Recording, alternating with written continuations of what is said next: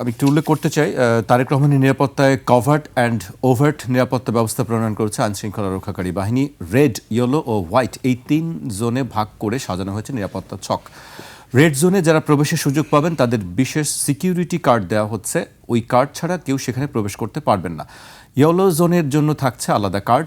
যারা এই কার্ড পাবেন তারাই কেবল ইয়েলো জোনে যেতে পারবেন।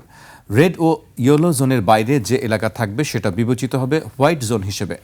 এই জোনে প্রবেশ করতে পারবেন সাধারণ মানুষ। আমার প্রয়োজন ছিল এই নিরাপত্তার ব্যবস্থা করা, যেহেতু তারা এসএসএফ এর সিকিউরিটি চেয়েছিলেন, সেটা পাননি। আবার যেটা পেয়েছেন এটাও একেবারেও কম নয়। এই নিয়ে গত কয়েকদিন কিন্তু ভিন্ন মত ছিল, কিছু গুজবও ছিল, গুঞ্জনও ছিল। দুই জায়গায় বিষয়টা পরিষ্কার হয়েছে। তো নতুন এবং ফিরে আসা গ্রাহকদের জন্য নগদে চলছে ক্যাশব্যাক সহ প্রতিদিন হাজারো উপহার জেতার সুযোগ। হবে আশা আর ফেরা, সারপ্রাইজ সেরা। আর একটি রাজনৈতিক দলের শীর্ষ নেতার নিরাপত্তার প্রধান কাজটি কিন্তু তার দলের নেতাকর্মীরাই করে থাকেন, সেটা হচ্ছে প্রকৃত নিরাপত্তা।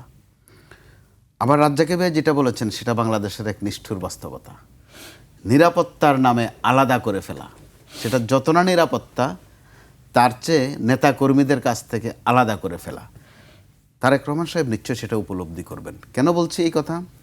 যে 17 বছর দেশে ছিলেন না, কিন্তু ক্ষেত্র বিশেষে দেখা গেছে দেশীয় রাজনীতির, এমনকি তার দলীয় রাজনীতির তথ্য সাবুত তার কাছে দেশের মানুষের চেয়ে বা দেশের নেতাকর্মীদের চেয়ে বেশি ছিল। একটা বিষয়। দ্বিতীয় বিষয়, যে বিদেশে বসে দীর্ঘ সময় বসেও যে এত বড় একটা দলকে পরিচালনা করা যায়, নিয়ন্ত্রণ করা যায়, সেটা কিন্তু চাট্টিখানি কথা নয়। বাংলাদেশের রাজনীতির ইতিহাসে সেটা লেখা থাকবে। তো ওই সময়টায় বিএনপিকে ভাঙ্গার কোন চেষ্টাটা না হয়েছে? তৃণমূল বিএনপি, আসল বিএনপি, বিএনপি যুক্ত তো এই দুইটা দল হয়েছেই বা করা হয়েছে। তার উপর আবার বিএনএম অর্থাৎ বিএনপি থেকে বিআরএন, এই দুইটা নিয়ে আরো কয়েকটা। দেখা গেছে শেষ পর্যন্ত এগুলো একটাও টিকেনি।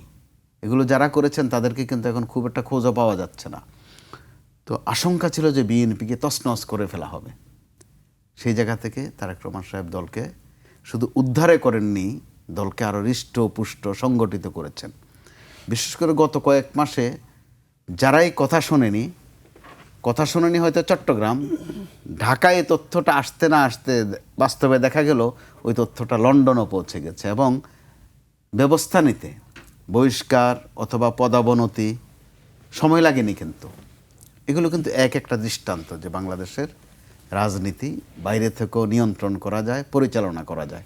বিশ্বের বিভিন্ন দেশে এই দৃষ্টান্ত আছে।